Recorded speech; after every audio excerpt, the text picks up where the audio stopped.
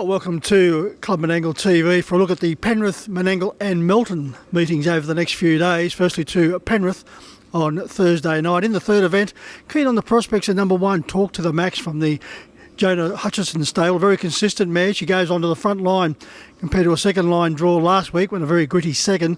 I think from gate one, despite the stronger opposition, Talk to the Max will give you a great sight at good odds. Over to the fourth event, number four, Betty's Lass from the Paul Fitzpatrick barn.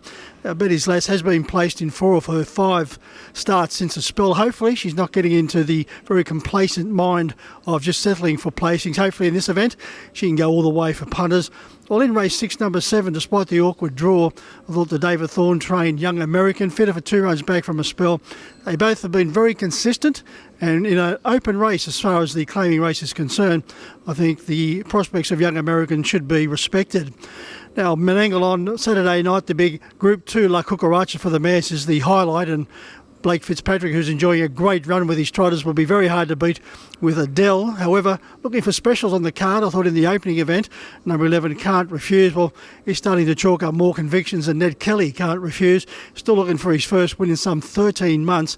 Very good second here last week, and despite the fact that he's drawn closer to the car park than the pegs, I think Can't Refuse can be very hard to beat in the opening event for the Cross stable. In the second event, the consistent arm of the gun, now unplaced in his past 2 starts, but he hasn't been disgraced in either of those appearances. He's been left posted without cover and fought on very gamely over the concluding stages. I think arm of the gun in the second event is certainly worth an investment. Well, over to race 4 in number 9, Casino Tommy for Kerry-Ann Morris and also Robert. I think the prospects of Casino Tommy should be respected. And what looks to be an open race, he was having his first start for the stable here last week. He worked to the line nicely, never threatened in finishing a 4th, 13 metres from Culture King in what looks to be a very open event, and the prospects of Casino Tommy being at respectable quotes, I think the prospects of Casino Tommy should be respected in that particular event.